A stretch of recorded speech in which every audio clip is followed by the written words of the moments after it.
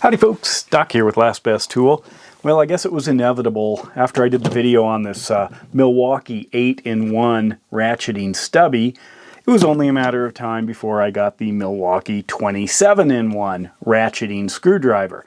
Now this is kind of also an intermediate ratcheting screwdriver because you can certainly pop that out and drop in standard 1/4-inch bit, and you've got kind of one of these super stubbies, except it also has sort of this massive bit storage back here where it's got two full carousels. Each carousel contains double-sided bits. There's 6 slots, so it's 6 times 2 is 12, times 2 is 24, 25 is the bit that comes with it up front, 26 I guess is the ability to drive a 1/4-inch thing there, and what, 27 maybe is the extra shaft that it comes with. And notice it's got the ball detent on the extra shaft compared to the straight magnetic one up here. And there is a reason for that, and it's because the bits are double-sided, so they have to have a ball detent, because if you put one of these double-sided bits into a magnetic holder, not only does it not sit straight depending on the bit, but there's not a lot of purchase right there because that's the main contact with the magnet. Anyway, it also means you can easily use all kinds of other things like, this, if I really like this, this Vera holder, I can drop that into either one. So there's a lot of potential here. So just like the first one here, there was a ton of backdrag, and I thought, I better figure out, some way to kind of demonstrate that. And some people had commented on amounts of backdrag. Some asked, what is backdrag even? And if that really matters, or it's a deal killer because unless you're screwing something into wood or something, say with a machine screw or metal, there may not be enough resistance, until almost the final tightening that you lose the ability to ratchet because it just spins the fastener back and forth. So here's what I decided to do. Well, first let me mention what's in this thing. Here is the actual hang tag that came with this. It was on sale for $19.99 or something like that at Ace Hardware, of all places. Little old Ace Hardware had them. They were on sale, big sale. But anyway, there it is, 27-in-1, so you have a bunch of hexes. It does only go up to 4mm, and that is because a 6 is greater than the size here, so you'd have to have a little bit special one, but you could fit it in there, I imagine.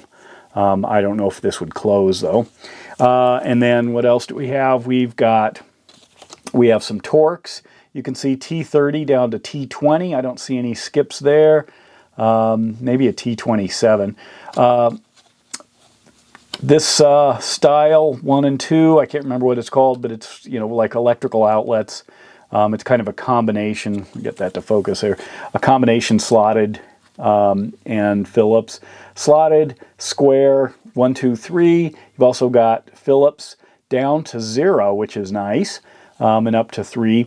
And then a 1/4-inch nut driver, 2 of those, I guess, if you want to count that. But anyway, let's take a look at the backdrag. So what I did is built this thing, and all it is that same old spring scale there, and I think this is a Diablo or a Bosch, I don't know.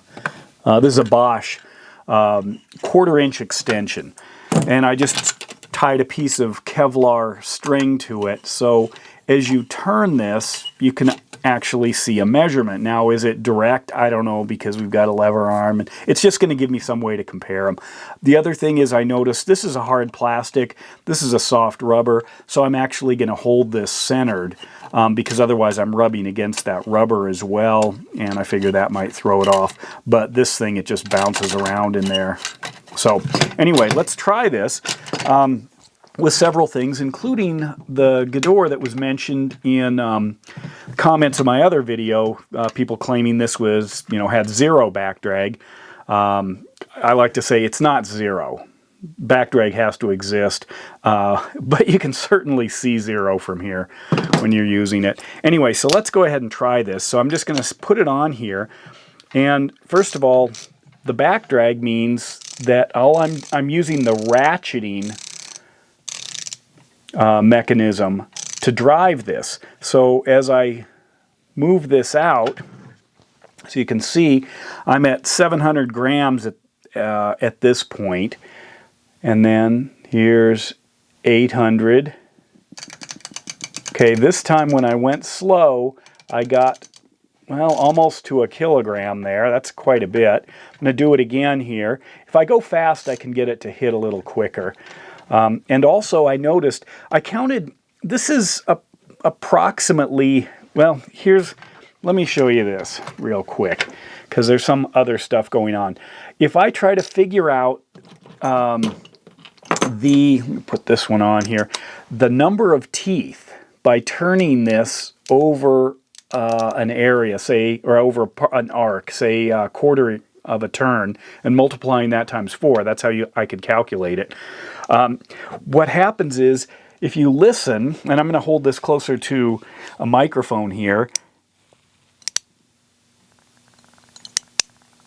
I'm barely turning it, and what's happening is there's almost a double click. You can hear.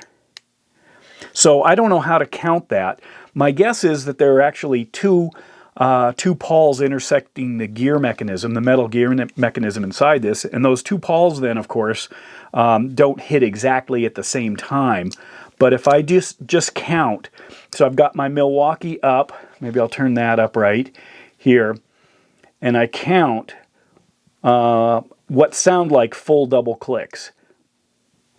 1, 2, 3, 4, 5, 6, 7, 8, 9.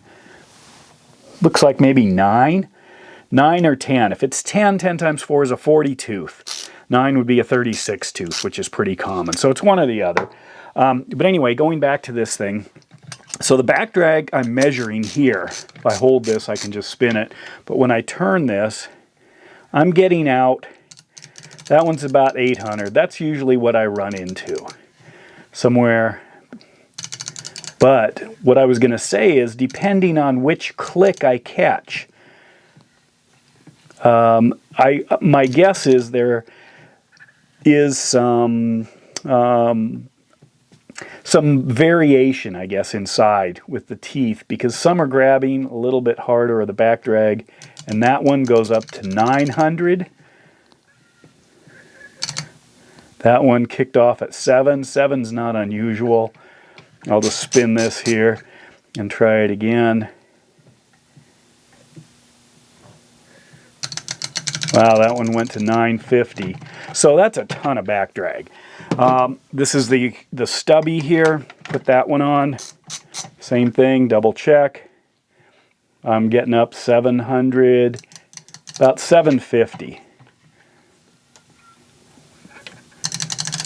So that's pretty good reliability.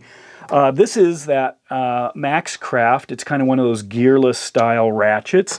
But as I said, it's gearless but has a ton of back drag. Nothing like the Milwaukee, but here we go.